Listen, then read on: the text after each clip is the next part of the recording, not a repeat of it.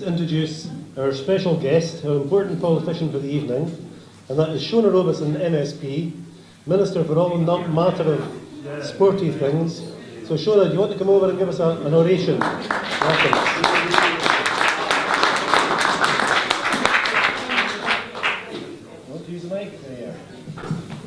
Well, I'm certainly not going to sing because that would clear the room in 2 minutes flat. And I'm not Stuart. Stuart was supposed to do tonight, and he prepared a very well prepared speech, which I haven't, but unfortunately he's ill, he's not feeling well. After his campaigning today, he got a bit chilled, so it was all in a good cause. But he's lying on the couch with a hot toddy, feeling sorry for himself. So I'll pass on your sympathies. I think, first of all, just to say, I think certainly our thoughts are with folk in Glasgow.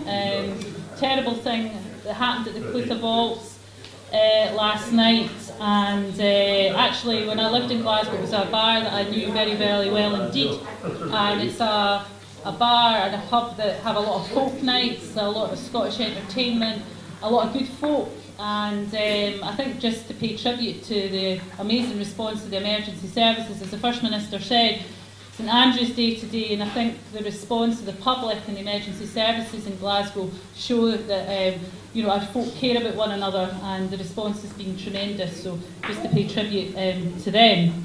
Now, it's been quite a week in politics. People were saying, who are not very political to me, you've had a big week, some very specials happened this week. And I think when you get folks saying that to you, you know that something has changed. I watched the launch of the white paper. I thought the First Minister and Deputy First Minister did a tremendous job. I thought it was the right tone. It was very business-like, but it set out what is, without doubt, the most detailed blueprint that a nation seeking independence has ever had, ever. Answering all the myriad of questions that have ever been asked, which of course will never satisfy the No campaign, but it wasn't designed to satisfy the No campaign. It was designed to appeal over the heads of them to the public and persuade those who are still making up their mind in particular that their questions have been addressed, and indeed they should now be reassured, and to get them to move from undecided to yes. Now, Stuart, I know, is a very half-full glass kind of guy. For those who know him, he always sees the good things. So when he came home today after campaigning in the city square and said, it was fantastic, best day campaigning ever, I was like, I'm going to ask Kate. So ask Kate, who gives a more measured response about these things, and she said it was one of the best days we've ever had. And something I think has changed. The No campaign have spent the last, decades, but particularly the last year, throwing everything but the kitchen sink at us and at the Scottish public. Every scare story, from the bizarre to the ridiculous, Doctor Who, although be on your telly, despite 75 countries having watched the latest episode, all that guff. And I think I get the sense that people are beginning to harden to that. They've heard it all before, and it's the law of diminishing returns, that the scarier and more ridiculous the story, the less likely people are to believe it and to listen to it. And I think some of the No campaigners are beginning to twig that, and have even come out and said, wait a minute, that just sounds a wee bit ridiculous even for us. So I think they have used all of their powder, whereas I think what we have done as we head into the new year and the big year is to keep a sense of momentum, but to keep the white paper to the right time, so that when we get into the new year we can begin to put each issue out, to keep the white paper alive and to keep that excitement alive. Now, I don't know if any of you happened to see the Scotland Tonight on Wednesday night. Should be deemed sort of cruelty against Scottish secretaries. In fact, I didn't see it, but I was following it on social media, and the best tweet I saw was, I'm a Scottish secretary, get me out of here. And it was apparently, Rona, Rona, Rona. As Nicola Sturgeon demolished his arguments. And what was interesting from what I was picking up was that when it came to Alistair Carmichael being asked questions about what will happen in the case of a no vote, how many children will be living in poverty, he could not answer and almost resented being asked the question. And I think the final thing I thought to leave you with is that we have to, it's going to be an absolutely positive campaign, don't get me wrong, I like positive campaigning, and we have the white paper to positively campaign for, we have so many tools, we have the vision for independence, not for independence for its own sake, but what it will achieve for our country. And that is such a powerful message, but at the same time, we need to point out the consequences of a no vote.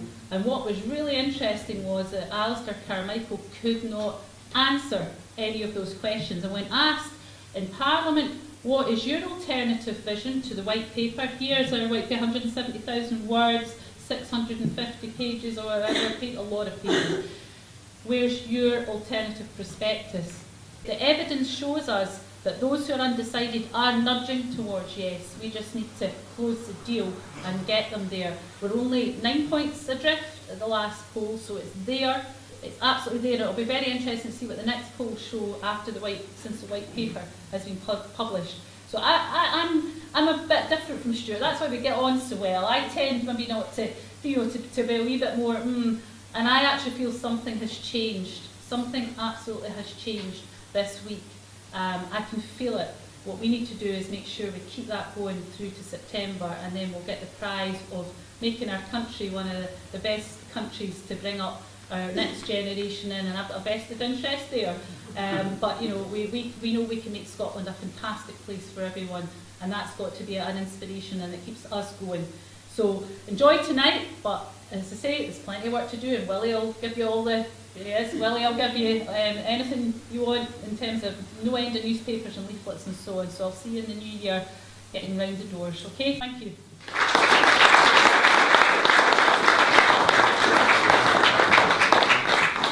Well done, Shona. Thank you very much, and right enough an inspiring speech, which we were told to make it short and inspiring, and you did.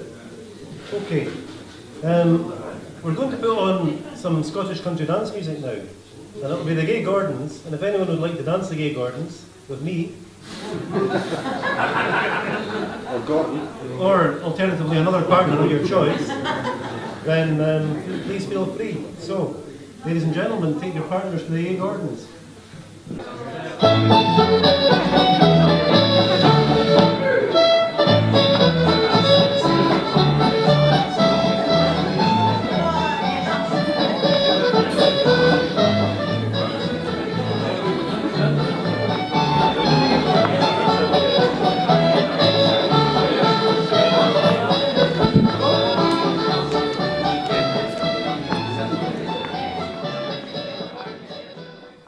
For the Basques too, and for other people, and not just the people in Europe who seek autonomy, but those who are fighting austerity on a day-to-day basis, for their livelihoods are being taken away, and that's from Greece to Galicia, right across Europe. They're watching us. Our fight here is not just for Scotland, it's for all the oppressed people, all the people who are struggling, all the people who are suffering across Europe and possibly across the world. You know, our slogan in Radical Independence, well, we've got two. One is, another Scotland is possible. And I believe it is, and I believe when we get the chance, we can actually put our other slogan into practice, and we can transform Scotland. And you know, when I look down the road, down south to England, it bothers me, because I see them getting into this morass of fear and hatred. We see UKIP, and the EDL and the other right-wing groups in England. And you know, I've got to say, if another Scotland's possible, surely another England's possible too. And if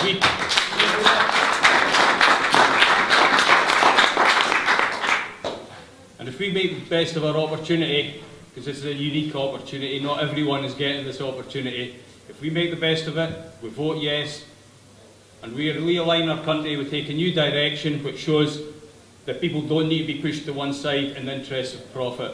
We can all share in the wealth. Then we'll be setting an example for people in England and across Europe as well, that there is a better way, there is another way, and together we can make that happen. And you know, Scots people, for a long time, we've given a lot to the world, you know, pneumatic tyres, penicillin, you all know that. Right now we can give them something a bit more than that, something that's maybe not quite as tangible, but is maybe even more important. We can give them hope.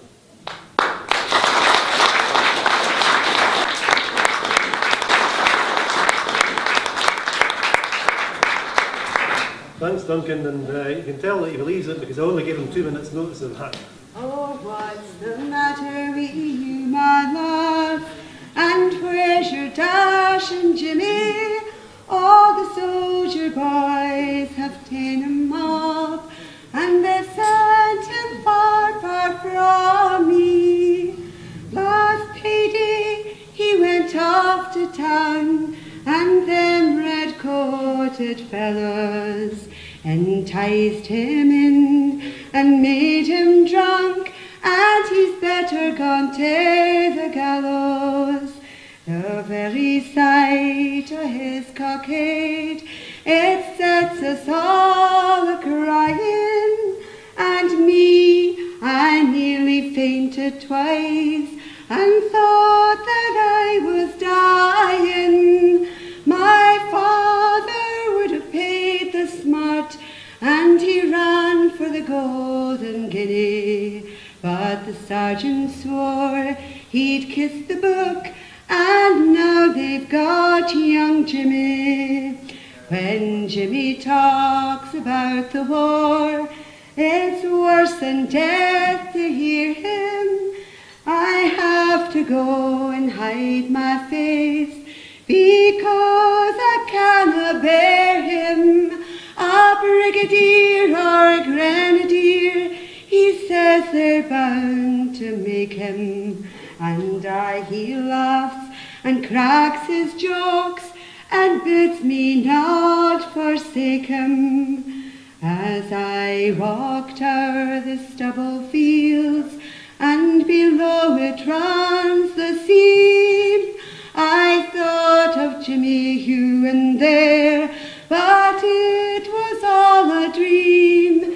He hewed the very coals we burn, and when the fire I lighten, to think the coals within his hands, it sets my heart a-beating.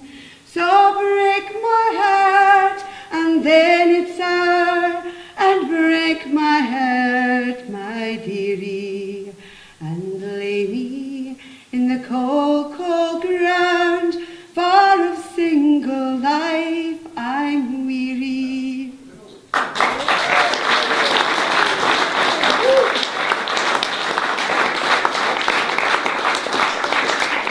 I don't know any happy songs, it's all Greek stuff.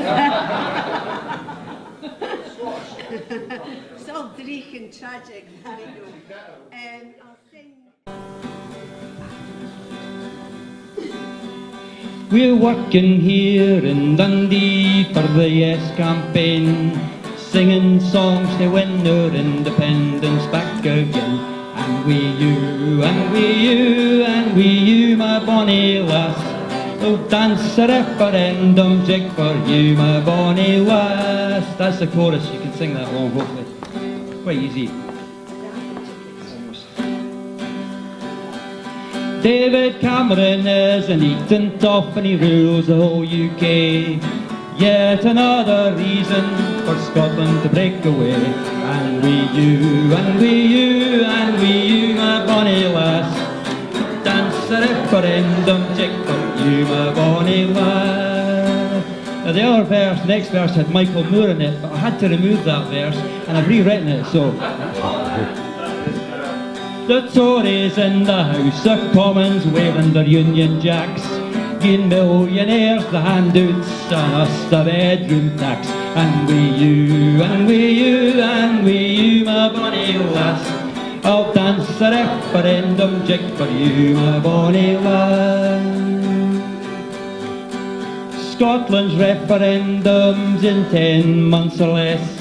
Whatever in life you plan to do, make sure that you vote yes. And we you, and we you, and we you, my bonny lass, dance a referendum jig for you, my bonny lad.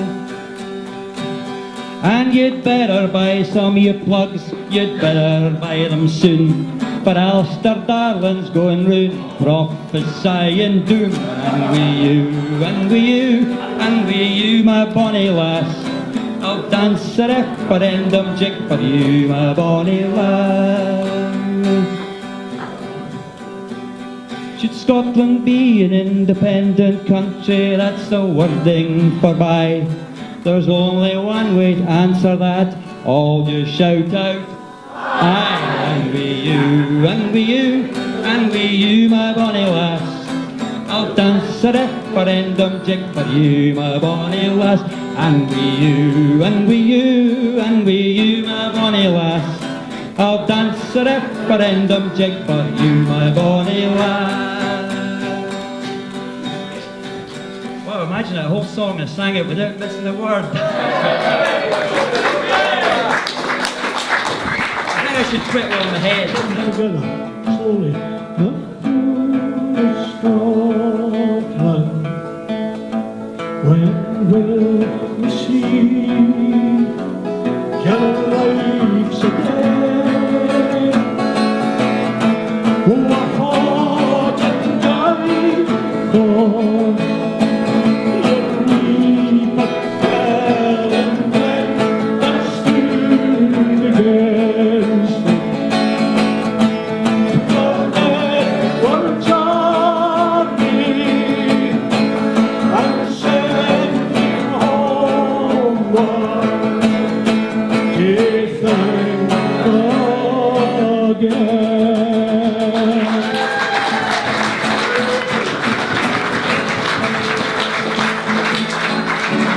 1, 2, 3.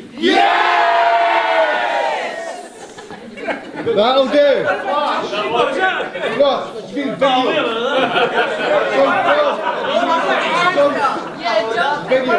Again! You want to jump? Okay, one more time. 1, 2, 3. Yeah!